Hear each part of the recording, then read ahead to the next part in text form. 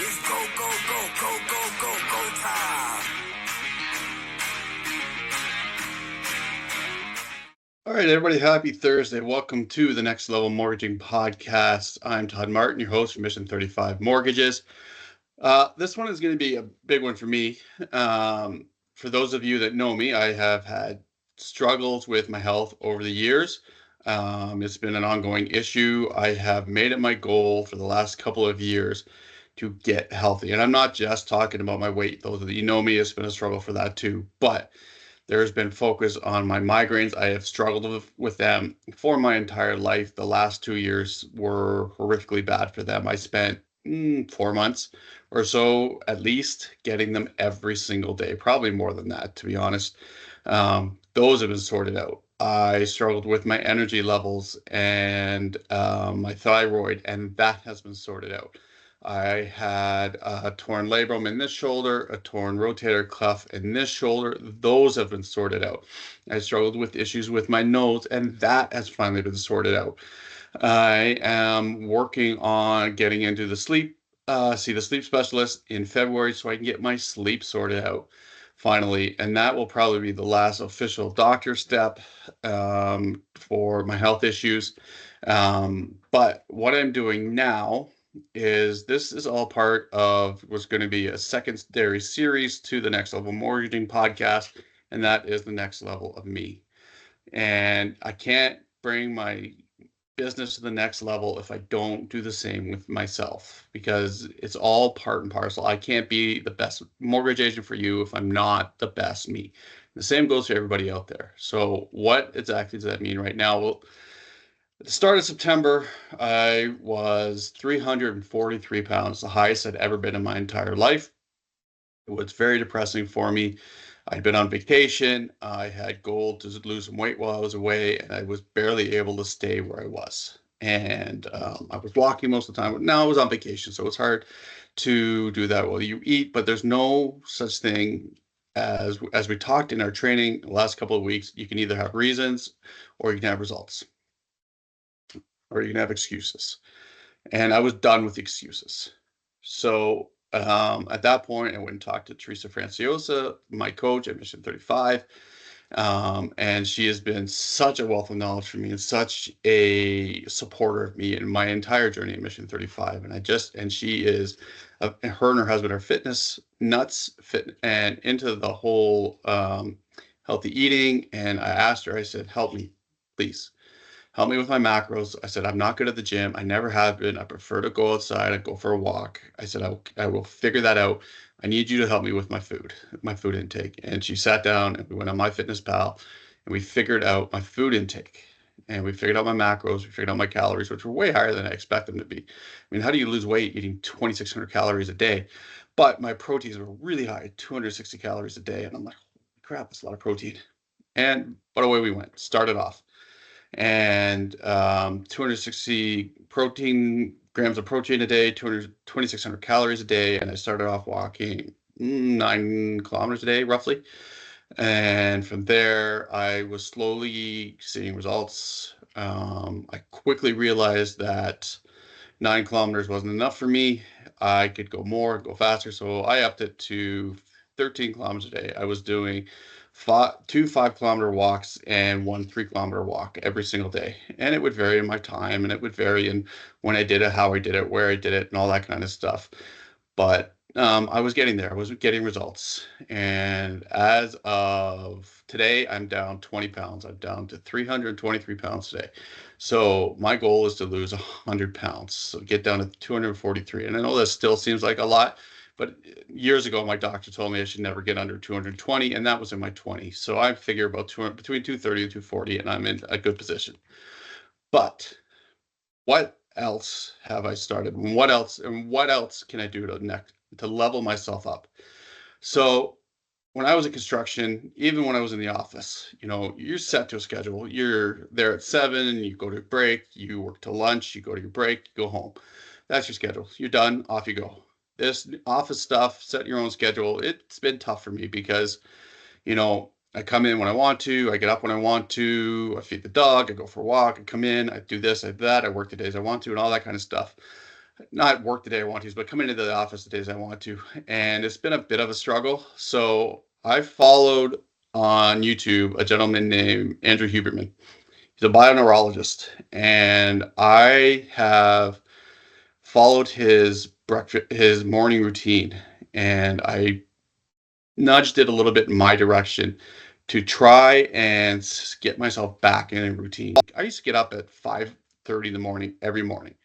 No questions, no alarm, just poof, up, away I go.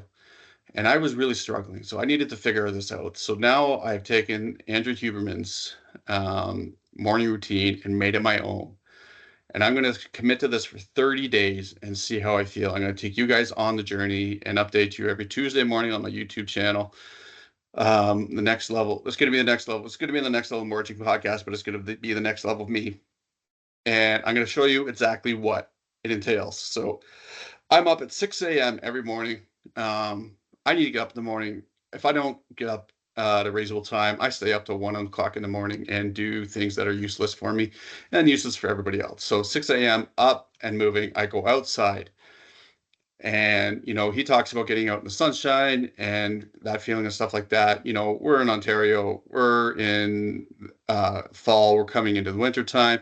You don't get sun this time of day, but I don't suffer from SADS or anything like that. If you struggle from that, I get it. My father does. It is not fun.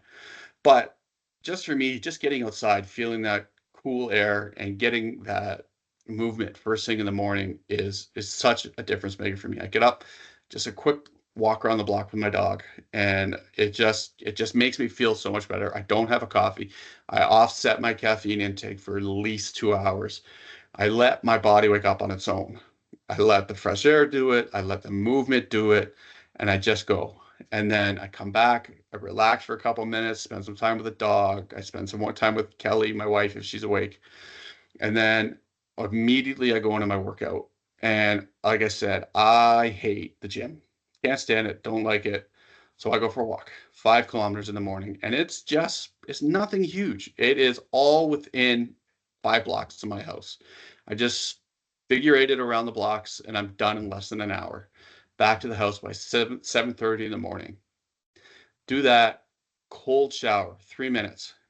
In there, let it just run over you. And for me, it takes out so much of the inflammation in my joints. I'm not getting any younger. I'm 45 now. It takes its toll on me to do this. So the cold shower takes out some of the inflammation, and it just wakes you up that much more. And I feel so much better when it's done. I feel so much better. It wakes me up. I feel fantastic. I feel great. And it's that wake up call in the morning, and it's just that icing on the cake after a workout. And I take that time, I get dressed for the day. I go down, I make myself breakfast. I make Odin breakfast. And after that, and then I come to the office. So I'm at the office by 8:30, 9 o'clock in the morning. Hour and a half straight work time, whether it's I spend the first 30 minutes either, watching some podcasts, reading whatever book I'm doing, just getting myself into the work headspace. And then it's an hour of prospecting, whether it's phone calls, door knocking, if I'm at home, something along those lines, hitting those contacts, hitting the people, talking to my realtors, talking to my clients, talking to my business people, anything along those lines. Just 90 minutes straight of work to get myself in that headspace and get myself just ready for the day. And the hard stuff, get it done. Nobody likes doing the cold calls. I know you don't like doing the cold call, or not the cold calls, but any calls. I don't like doing them. They're not fun. And start with a layup. Start with a phone call. Somebody's going to answer, and you're going to have 5 minutes on that phone call going, it's good to hear from you. It's good to talk. Let's catch up in a month, right? What can I do for you?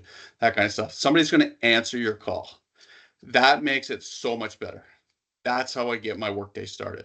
I spend 30 minutes reading a book that's going to get me in the mood to go, or watching a podcast, whether it's Andrew Huberman, whether it's James Clear, somebody along those lines, and away I go. After that, I give myself 30 minutes of leeway time in there. There's some training we do at 10 o'clock on some of our days. If not, I set up my meetings at that time, or I give myself a bit of a mental break, whatever, something along those lines. And then I have specific things set up on every day from Monday through Friday, whether it's working on this, my podcast, whether it's doing social media, whether it's deal checkups, whether it is sending out emails, something like that. Every single day has 1 hour set to something, and that gets me to 11 o'clock. I take a small break, reset my mind, just get that feeling going again, take that break, reset, refocus, retool, and just get back in the headspace to continue along the day. I set up some lunch meetings if I have them, go for lunch. Because don't take the lunch as your mental break, because that is a different headspace, right? Your mental break is a shutdown, stop thinking about work, stop thinking about what you're doing. Oftentimes our lunches are meetings, coffee meetings, conversations. You catch up on something you missed in the morning, anything along those lines. That is not what your mental break is for. Take the time to shut your brain down, let it relax, let it recover, because you need that time. We spend so much time thinking about everything that's going on in our life, in our jobs, and our work, that we need the time to let our brain recover. I am terrible at this. My brain does not shut down. I need that. I need that 30 to 40 minutes to just stop. Right. So that's my morning routine. That's what I'm committed to. I'm committed to that for 30 days starting this week. I started it already.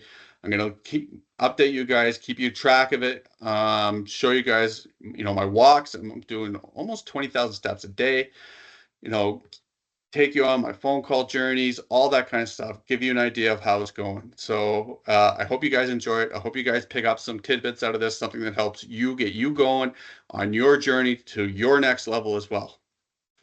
You know where I am, guys. I hope you enjoy it. Hit that subscribe button.